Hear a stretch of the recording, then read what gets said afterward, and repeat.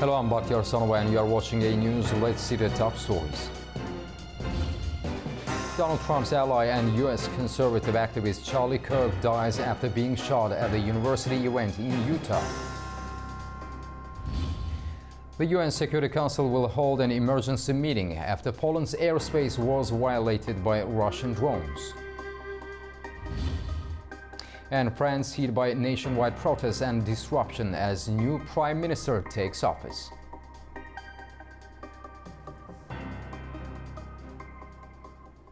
Conservative commentator and Trump ally Charlie Kirk was shot and killed on Wednesday while speaking at Utah Valley University. The 31-year-old was struck in the neck during the opening night of his American comeback tour.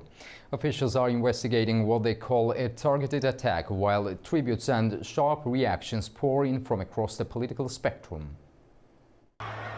Panic erupted at Utah Valley University on Wednesday, 10th September, when a single gunshot turned a public speaking event into a scene of horror. 31-year-old Charlie Kirk, a conservative commentator and one of President Donald Trump's closest allies, was struck fatally in the neck while addressing students. Oh my God. The Utah event was the opening night of Kirk's American Comeback Tour, a 15-campus series designed to spark debate among young Americans. At Utah Valley University, however, it became his final appearance. Basically, I just heard a shot, and I saw him falling towards the left, so I knew he got shot on the collarbone or the neck right here, but I didn't see bleed immediately. I just saw and I heard, and we all crouched down. It's traumatizing for the students. When I saw students running off from the campus over the bridge there, a lot of them were crying. It was traumatizing for everyone, and now the campus is closed. Kirk was rushed from the scene as terrified spectators ducked for cover. Some even jumped into a fountain. Emergency crews and SWAT teams responded quickly. As the investigation unfolded, officials offered conflicting reports. The shooting unfolded before a crowd of about 3,000 people.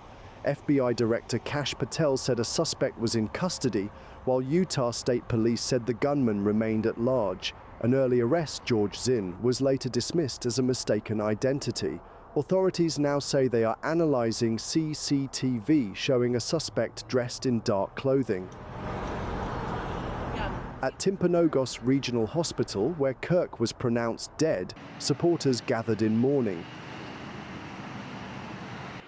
I'm here because free speech shouldn't be violated, because we shouldn't murder each other as Americans. We should listen to each other.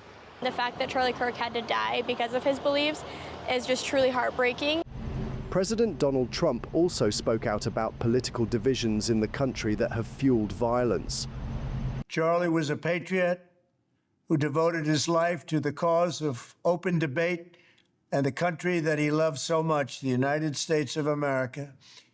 My administration will find each and every one of those who contributed to this atrocity and to other political violence, including the organizations that fund it and support it, as well as those who go after our judges, law enforcement officials, and everyone else who brings order to our country. Former Presidents Barack Obama and Joe Biden, U.S. Secretary of State Marco Rubio, and international leaders also condemned the attack. Charlie Kirk was a polarizing figure. On campuses and across social media, he divided opinion sharply. To supporters, he was a fearless defender of free speech, conservative values, and Donald Trump's vision for America. To critics, he was a provocateur, accused of fueling division and promoting a confrontational political agenda. Kirk rose from a suburban Chicago childhood to become founder of Turning Point USA, a conservative youth movement that reshaped campus politics and played a key role in Trump's 2024 election campaign. Following the fatal stabbing of Ukrainian refugee Irina Zarutska in North Carolina, the incident has ignited political controversy across the United States. 23-year-old Ukrainian refugee Irina Zarutska was fatally stabbed on a train in North Carolina. President Donald Trump and other conservatives have blamed the killing on what they call Democrats' lenient approach to crime, warning of National Guard deployment to Chicago and other Democrat-led cities. Federal prosecutors have filed additional charges against 34-year-old DeCarlos Brown Jr. relating to acts of violence on a mass transit system. He is already facing a state first-degree murder charge. US Attorney Russ Ferguson said the maximum federal sentence could be life imprisonment or the death penalty. FBI Charlotte Special Agent in charge, James Barnacle, described Zarutska's death as an absolute tragedy. He noted that she had fled the war in Ukraine, quickly integrated into the local community, cared for neighbourhood animals. Her mother and uncle have been informed of the federal charges. President Donald Trump has called for DeCarlos Brown Jr. to receive the death penalty in the killing of Irina Zarutska. The animal who so violently killed the beautiful young lady from Ukraine who came to America searching for peace and safety should be given a quick, there is no doubt, trial and only awarded the death penalty. There can be no other option. Trump wrote on Truth Social. Footage released in mid-August shows Zarutska boarding the train and sitting in front of Brown, who stands minutes later and attacks her with a knife. Brown is then seen moving through the carriage, removing his sweatshirt and leaving the train. Brown has a lengthy criminal record, having served 6 years in prison for armed robbery in 2014. He is also believed to have had mental health issues. Earlier this year, he faced a charge for misusing emergency services, but was released without bail. The UN Security Council will hold an emergency meeting after Poland's airspace was violated by Russian drones. Officials say the meeting will address the growing threats along NATO's eastern border. At Poland's request, the UN Security Council will hold an emergency meeting to address Russia's violation of Polish airspace. The country has also introduced restrictions on air traffic along its eastern borders with Belarus and Ukraine, following multiple drone incursions a day earlier.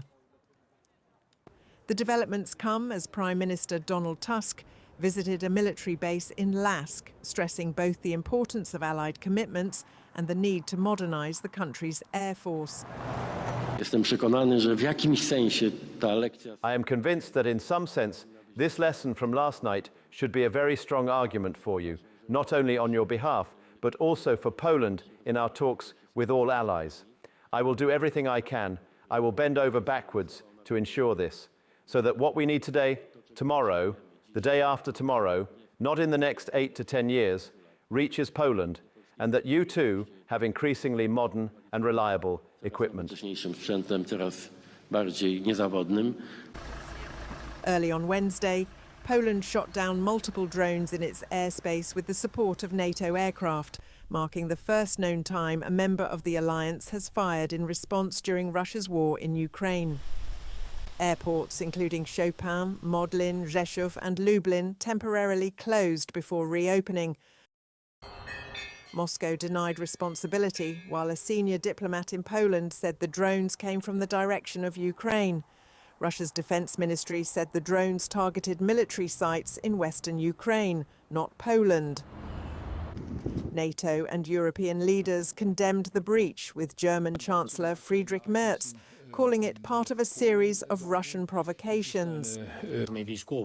Ukrainian President Volodymyr Zelensky described the incursion as deliberate. In the eastern village of Wyriki Wola, pensioner Tomasz Wesolowski was downstairs watching TV when a drone crashed into the roof of his house. I turned on the TV and all the news was about this massive drone flight, and after a while I heard a plane flying over, and suddenly it seemed to descend more rapidly and the roar grew louder, and suddenly something boomed. The light fell from the ceiling in the downstairs living room. I looked out the window and there were sheets of metal flying from the roof. Neighbours also described shock and fear. And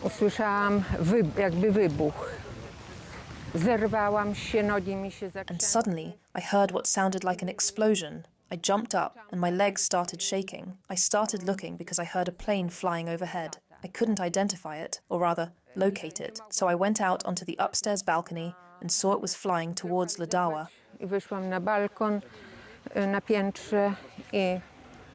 Residents say the attack has revived memories of past wars and left many anxious about the future.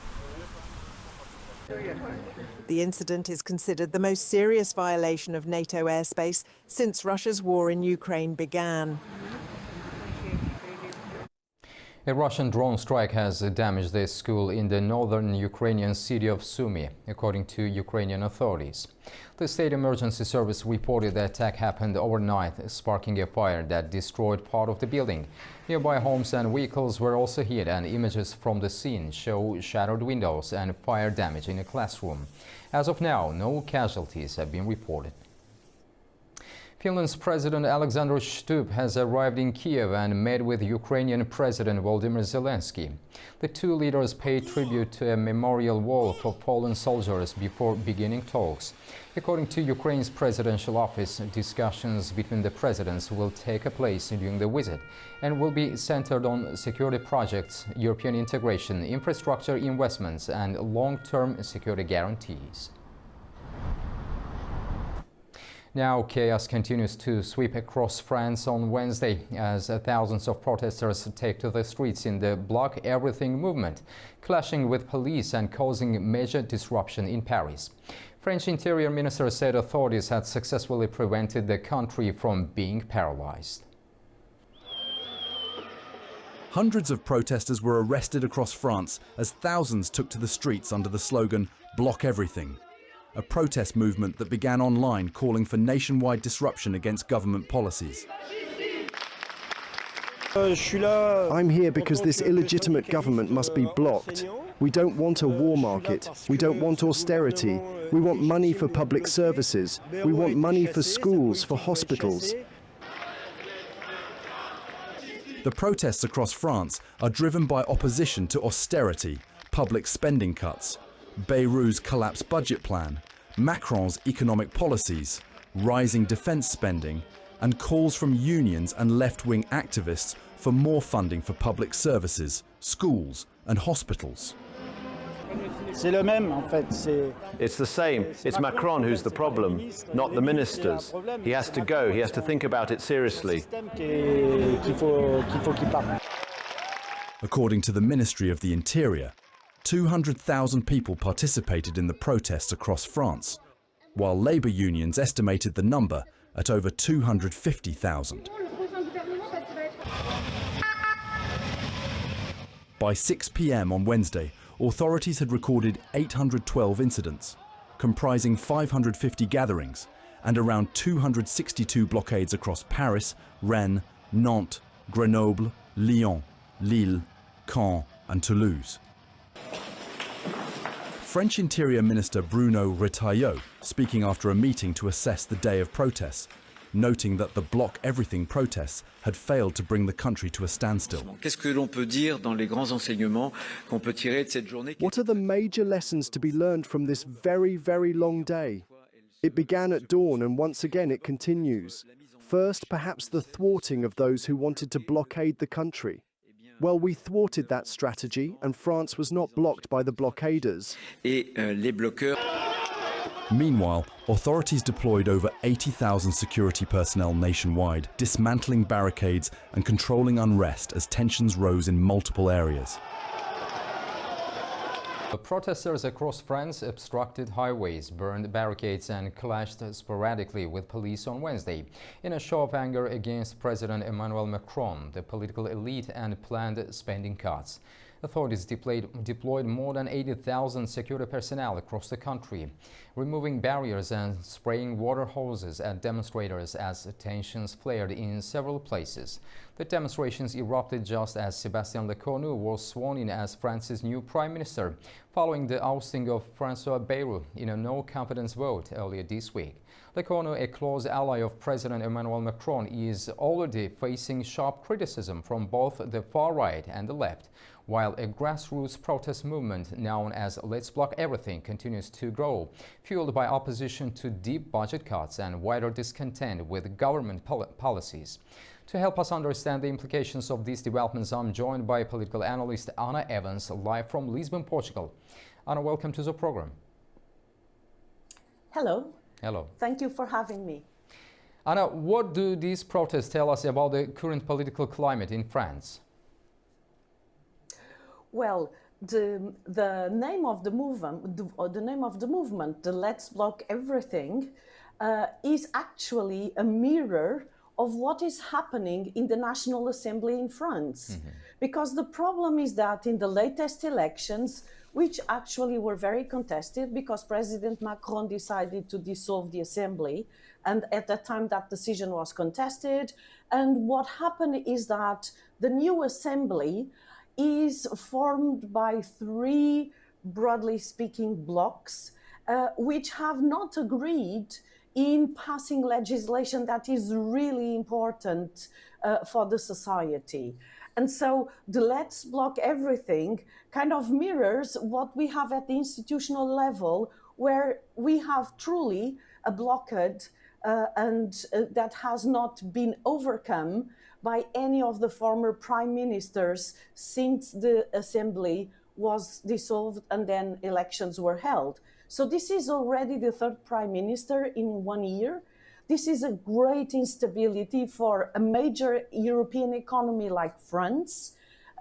All the European countries are very concerned because if a major economy in our 27 member state bloc is having this kind of great problem and instability, this is not good for Europe. This is really a problem that can have an impact both financially and politically. Now, what we also know is that this movement, the Let's Block Everything movement, and these demonstrations had been planned before the confidence vote led to the fall of the previous prime minister. Yes. So this is not something that was organized yesterday. It is something that was already planned and coincided with the taking mandate of the new prime minister. Also, the new prime minister, Le Cornu, he has promised that he would act in a different way to his predecessors and that he would dialogue a lot with the opposition regarding an attempted consensus to pass legislation in a divided parliament. And so the new prime minister is promising he will have a different approach to making politics and to getting consensus. But the problem is that the population feels that there are a number of social pillars of the welfare state in France that are crumbling. And so France was known for its exemplary national health care system, and the population considers that it is losing the quality and the expectations with regard to the healthcare system. And the same thing with other essential public services and mechanisms of social welfare support. So this is also a manifestation of inequality.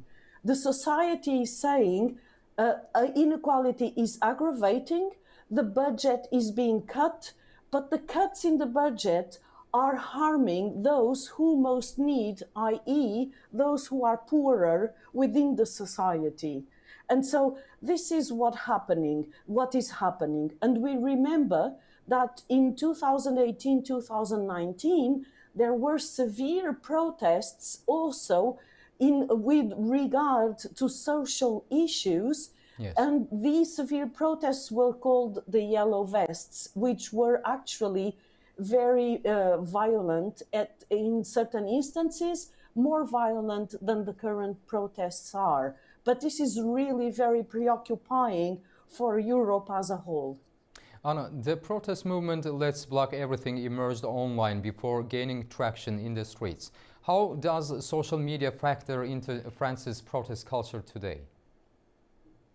Oh, Bakhtiar, that is a great question. And I think that is a question that all of us who are somehow working in the media have to consider. Because we are in a world of influencers. We are in a world where the mainstream media is competing with the social networks. And what we are now seeing is that there are new forms of collective aggregation and collective demonstration and new forms of mobilizing, large numbers of people through these mechanisms of social influence. And this is a competition, a real competition with institutional venues.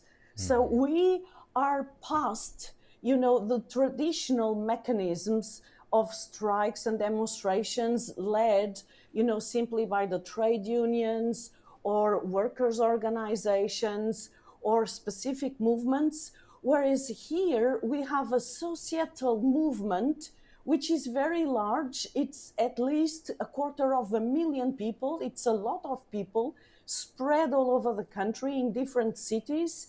And the capacity of coordination has been implemented via the social networks. Yes. And so we need to think as institutionalists, how will we frame our democracies and our participation, and what are the consequences of not doing a different approach to how we discuss these issues at the institutional level. To put it in a more straightforward way, it looks like France's institutions, which were classical institutions of European democracy, are not being capable to respond to the society's needs, and therefore the society is rising. Some demonstrators also carried placards against the war in Gaza. How much do foreign policy issues feed into domestic unrest in France? Well, I would say that in terms of foreign policy, migration and the issues of unregulated migration are actually those that matter most. Yes. And so I would say, as an analyst, that specific subjects like Palestine are being brought together and kind of going, a bandwagoning. They go on the wave, they use the wave and they are on the wave. But the core aspect is a social aspect, is the problem of losing traditional welfare pillars of the French state. And also the problem, as I said, that institutions are not being able to address society's problems and to talk to society and to use the social networks as well to respond to society's voice and expectations and demands. I think this is the core. But as for foreign policy, I really would say that migration, unregulated migration, and problems related to cultural inclusion, that would be the most important problems. So I would say that other issues are more marginal, in terms of the great mass concern, the inequality, the problems that people are now facing on a daily basis, and, the notion that the state, the great state, l'État, is not responding to the expectations of society. So I think this is really the core of the problem, which of course is related also to instability, Yes. to the incapacity to regulate in a divided assembly, and to the lack of a budgetary policy that makes cuts but still addresses welfare concerns. Both far-right and left-wing parties criticized Le Cornu's appointment. Do you see any possibility of them capitalizing on the unrest to gain political momentum? Well, yes, Bakhtiar, this has been the big problem.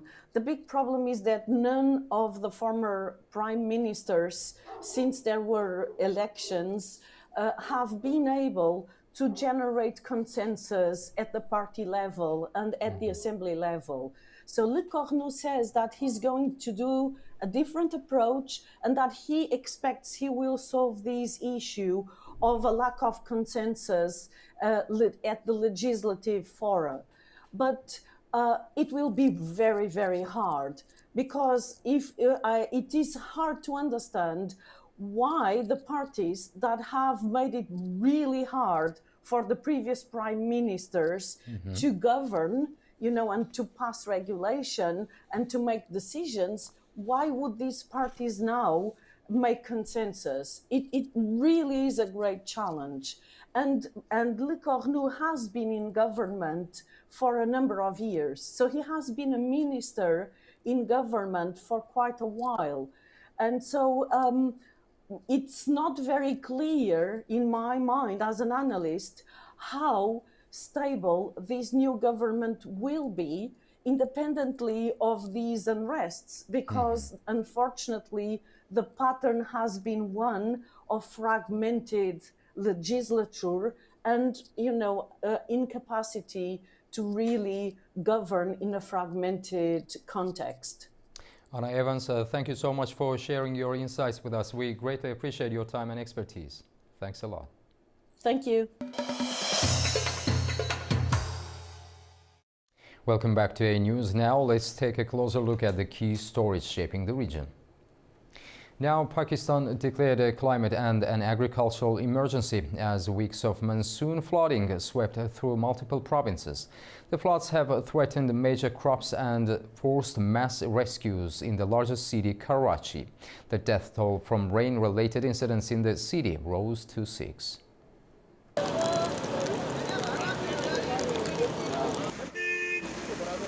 Karachi, the largest city of Pakistan and the country's financial hub, is now being tested by the monsoon season. The city was lashed by heavy downpours as the second wave of monsoon rains hit, with Sajani town receiving the highest rainfall, 129.8 millimetres over the past 24 hours. Layari and Malir rivers serve as Karachi's main storm drains, channeling rainwater through a network of nullahs into the Arabian Sea. The death toll from rain-related incidents in Karachi rose to 6 on Wednesday.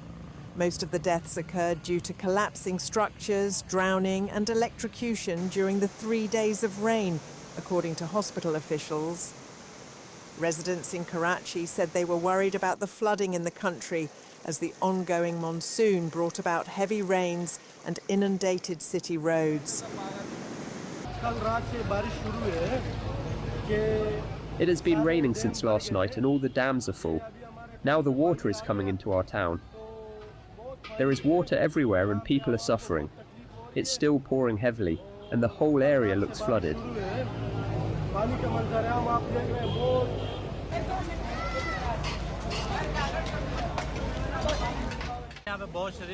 It has been raining heavily here for the past 3 days, and since last night it hasn't stopped at all. The roads are flooded because the dams are overflowing. It's a worrying situation, not just for the people here, but also for the government and the entire country. People are suffering losses because they can't move around, and many are also facing problems with their jobs. Everyone is very worried. Rescue operations continued throughout the night to move rain-affected individuals to safe locations. Rescue teams, in coordination with district administration, successfully relocated over 350 citizens to safer areas. Moving to Afghanistan, where the United Nations has launched a 4-month emergency response plan worth $140 million to assist nearly 500,000 people affected by the recent devastating earthquake. Our Tamim Bahis has more on that in Kabul. The earthquake struck Kunar, Laghman and Nangarhar provinces with a magnitude above 6, followed by 3 strong aftershocks. More than 2,200 people lost their lives and around 3,600 were injured. Over 6,700 homes were either destroyed or damaged, leaving thousands of families displaced in unsafe and makeshift shelters. Many households also lost their food supplies and now face limited access to clean water, health services and sanitation. Schools, clinics and essential infrastructure were also badly affected. The United Nations Emergency Plan aims to reach 457,000 people by the end of the year. Relief operations have already begun, with humanitarian organizations and local authorities delivering food, tents, blankets, warm clothing and clean water. Mobile health and nutrition teams are being deployed along with medical supplies to the worst hit areas. Humanitarian partners are focusing on the needs of vulnerable groups, including women and children, while also preparing communities in high altitude areas for the winter season. The plan includes shelter support, water and sanitation, food assistance, protection services, education, and agriculture and livestock aid to help safeguard lives and livelihoods.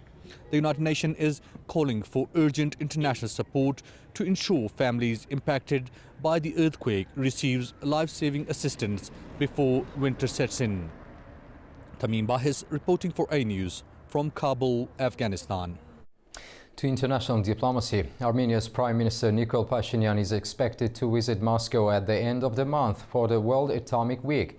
Local media are reporting that he may also hold a meeting with Russia's Vladimir Putin. Officials in Yerevan said details of Pashinyan's trips will be announced at a later date, as the Moscow gathering prepares to bring together leaders from countries advancing their nuclear programs.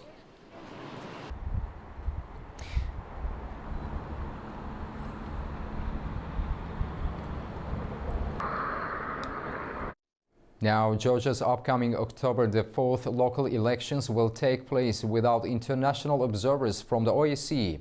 The organization says the Georgian government's last-minute invitation made effective observation impossible. Our correspondent reports from the capital. The OSCE Office for Democratic Institutions and Human Rights, the main European election observation body, explained that a credible mission requires early preparation and access to all stages of the electoral process.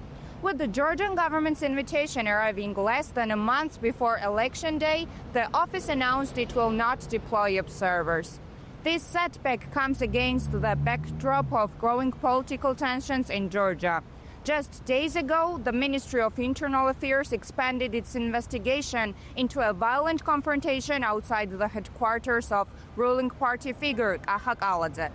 The case now includes charges of violence during pre-election agitation. Opposition voices warn of deeper risks. Leilo's Strong Georgia leader Tazo Datunashvili compared the current climate to the early 1990s, accusing the ruling party of staging civil conflict and dehumanizing opponents. Former President Salome Zurabishvili, speaking from Washington, dismissed the October 4 vote as nothing more than a simulation of elections, criticizing the opposition's divisions over whether to participate or not. With the OSCE now stepping back, Georgia faces its October 4 elections under greater scrutiny than ever, both from its own citizens and from the international community. It's Nini Nikolaishvili reporting from Tbilisi, Anewz. To regional breakthroughs, Turkey has been named as the global leader in crypto ownership for the 3rd year in a row. According to a report by We Are Social and Meltwater, 1 in 4 Turks owns or has traded cryptocurrencies. Finance professionals, tech workers and students make up the bulk of crypto users. Unexpectedly, retirees over 60 now account for about 12% of investors. Turkey is followed by Brazil, South Africa, Nigeria and countries with similarly large informal economies. Staying with Central Asia, President of the Democratic Republic of the Congo, Felix Tshisekedi, is in Kazakhstan for a state visit. Kazakh President Kassym-Jomart Tokayev hosted Tshisekedi at the presidential palace for talks on expanding economic and cooperation on international security. Our Fariza Kalmurzina has more. An official welcoming ceremony was held at Akorda for the President of the Democratic Republic of the Congo, who arrived in Kazakhstan on a state visit. For Kazakhstan, the DRC is considered a key partner on the African continent, with a population of over 110 million and significant natural and human resources. The country is becoming more active on the international stage. According to President Tokayev, expanding cooperation with African countries is now one of the priorities in Kazakhstan's foreign policy. President Tshisekedi said his visit aims not only to build bilateral relations, but also to promote stronger ties between Africa and Central Asia as a whole. A key focus is cooperation in natural resource processing. The DRC is rich in cobalt and copper, while Kazakhstan holds large uranium reserves. According to global data, the DRC accounts for 76% of the world's cobalt production and 14% of copper. Tshisekedi emphasized that both countries have a real opportunity to develop joint processing projects directly on their own soil. This, he said, could open the door to new economic growth and long-term cooperation. Despite the 8,000-kilometer distance, economic ties between Kazakhstan and the DRC are gradually developing. Diplomatic relations were officially launched in 2022. And last year, trade between the two countries reached nearly $5 million. Kazakhstan exports tools, equipment, machinery and chemical products, while importing rare metal ores, coffee, plastics and IT components from Africa. Cooperation between the two countries goes beyond just trade. In 2022, Kazakhstan sent its military personnel to the Democratic Republic of the Congo as part of a United Nations peacekeeping mission. If the two countries continue to find common ground, geography will no longer be a barrier, especially as their partnership already goes far beyond economics. From Almaty, Kazakhstan, Fariza Kalmurzina, Anewz. Armenia is navigating a complex diplomatic and economic path. At the recent Shanghai Cooperation Organization summit, Prime Minister Nikol Pashinyan discussed with Russian President Vladimir Putin the possibility of deepening bilateral ties. Later this month, Pashinyan is scheduled to visit Moscow between September 26 and 30th to attend World Atomic Week, a major gathering of leaders from countries with nuclear programs. At the same time, Yerevan is holding discussions with its U.S. partners, particularly on railway and other key infrastructure projects, as confirmed by Armenia's Foreign Minister Ararat Mirzoyan in Parliament. Now we will unpack what these developments mean for Armenia's foreign policy and regional strategy. Joining me to discuss this is Murad Muradov, Deputy Director at Topchubashov Center. Mr. Muradov, thank you for being with us. Good afternoon. Thank you. Mr. Muradov, let's begin with the Shanghai Cooperation Organization summit. What do you think motivated Pashinyan to emphasize deeper ties with Russia at this particular moment? Well, I feel like Pashinyan's moves vis-a-vis Russia in the last few months, they've been dictated first of all by his attempts to some kind of damage control. I think he understands very well that Moscow is now growing uneasy about the trends in the post-Soviet space, particularly in the South Caucasus and Central Asia. It is fearful of countries pulling away from Moscow, from developing independent foreign policy. And then it comes to Armenia and Azerbaijan, with the recent Washington memorandum and this fast track towards full-fledged peace agreement. So of course Russia feels that one of its key leverage tools will not be available anymore. So, for example, we can see that since this year, the trade between Russia and Armenia, which in the wake of the European sanctions against Russia has grown to unprecedented heights, has been declining, and it's supposed to shrink by almost 2 times this year compared to 2024. So, of course, this demonstrates Russia's frustration and at least concern about where the region is going. So, I think so. Pashinyan, by at the same time pursuing multi-vectored and in general more Western-oriented foreign policy, at the same time he wants to minimize the potential threats coming from Russia, and he sees Shanghai Cooperation Organization, which is presided by and formally led by China, as the best platform where he can pursue these relations without falling too dependent on Russia. Murad, the upcoming World Atomic Week in Moscow will gather leaders of nuclear program developing states. What significance does Pashinyan's attendance hold for Armenia? Well, I think his policy line, which Pashinyan has chosen, it's kind of envisages participation in this, let me say, second-rate format. So, with all due respect, this forum cannot be compared to, let's say, CSTO or even CIS formats, where Russia is clearly politically he uses them as to maintain its political dominance in the region. So this event is of course much more technical in scope, and Armenia is also a country which has a working nuclear plant, which was built by the Soviet times, of course with Russian Soviet technologies. It feels that it can be a good platform to, let's say, show that it stays within, let's say, Russian sphere of influence without taking too big, let's say, commitments on itself. For example, if you remember, 2 months ago, Pashinyan went to the Republic of Altai to a meeting dedicated to development of tourism and environment. Which again was also not really crucial. In a political sense. So I think we can see more of that, and just Yerevan tries to send a signal to Moscow. It doesn't view it as an enemy or as a adversary. So what do you think? Could this visit pave the way for new agreements on energy or nuclear cooperation between Armenia and Russia? Yeah, I think Yerevan can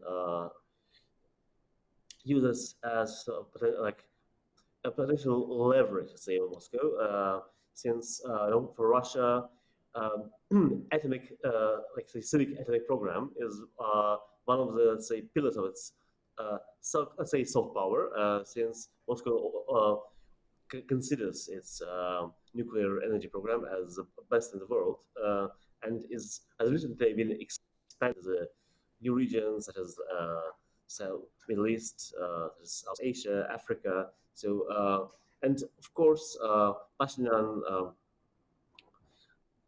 doesn't want to show that he will prefer to stay away from this. And also, given that the Metsamor station, it was built by the Soviet. And so, of course, its exploitation and all the risks which come from its gradual,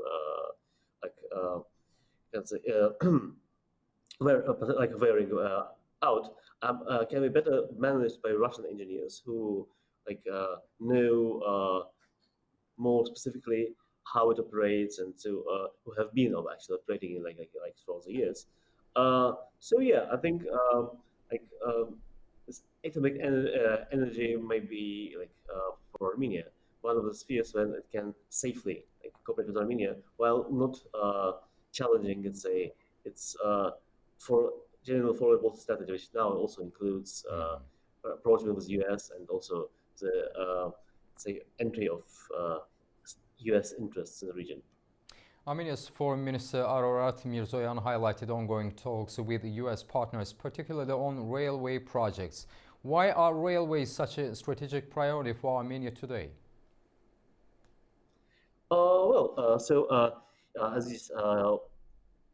As well all know, the so-called Trump corridor, actually the Zangezur corridor, has been the hallmark of the Washington talks. and it was specifically featured. So and it's important that it was the declaration was signed separately from the Washington peace memorandum, which emphasizes how big symbolic and practical significance has been attached by the Americans.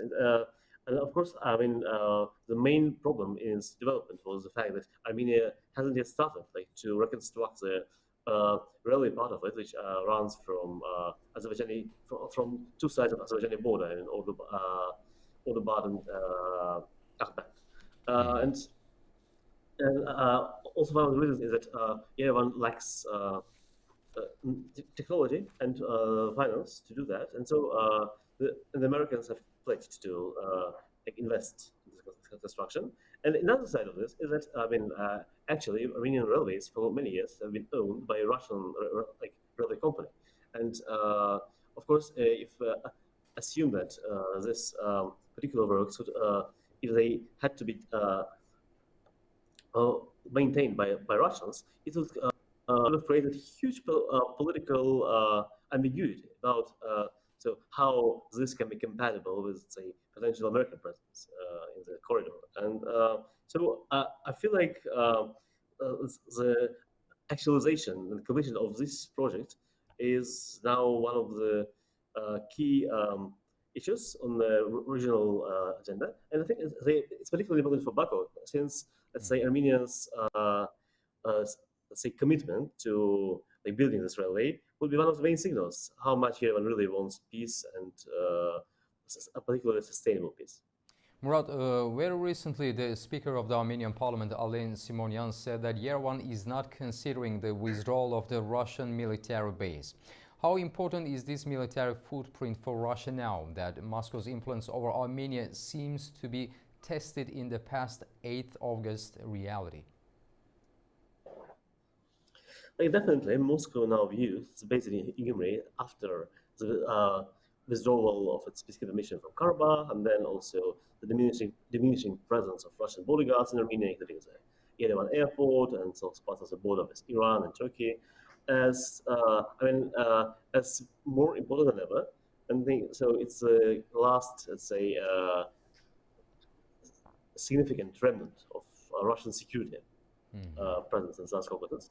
So yeah, I think now Moscow will be particularly jealous, let's say, about any attempt to reconsider its presence in Gyumri. And I think Pashinyan and the Armenian elite understand it very well. And so, of course, I wouldn't make any long-term predictions, especially given that how, say, fluid as now global politics is now and how rapidly things may change. I mean, for example, if we just take everything that's happened in the region after 2020, so some of the things we couldn't have predicted a few months before they actually happened. And so I think, of course, I mean, if the agenda changes, and so at some point Armenia may again put the Russian presence in Gyumri in question. But I think for now they won't do that, and it'll also depend on, like, let's say, whether Moscow will decide to increase pressure on Baku and Yerevan or not. So yeah, I think we shouldn't expect any major changes, at least in the short term. And Simonyan has also remarked that Azerbaijanis and Armenians will soon engage in trade with one another, underscoring the importance of human-to-human contact. In your view, how significant is this prospect? I think potentially it can be a very important pillar for sustainable peace. Again, so Azerbaijan's approach has always been that things should go step in proper sequence. So, of course, for Baku, the priority has always been, first of all, the agreeing the peace treaty, and then also signing it conditional upon Armenia's change of its constitution, and also the progress in fulfilling other conditions of the peace treaty, including communications, etc. So, in my view, building economic ties can be important in the next stage when, let's say, Baku and Yerevan will not have any immediate reservations regarding the peace, and so when they will be more or less confident about each other respecting the treaty. And so, yeah, I think we can expect that if everything goes according to the best scenario, and see referendum in Armenia resulting in a new constitution, and then ratification of the peace treaty. I'm pretty sure that, especially if as we discussed earlier, the necessary communications through the Anewz corridor are built and used, it will create a perfect environment for the countries to start trading. And also, given that Turkey, like for years, has been particularly interested in having its business also establishing its foothold in Armenia. I think some kind of trilateral business economic cooperation may also become a very promising format. Murad Muradov, thank you very much for talking to Anewz. We greatly appreciate your time and perspective. Thanks a lot. Thank you. And that's all we have for now. Thank you for joining us, and stay tuned to Anewz for more.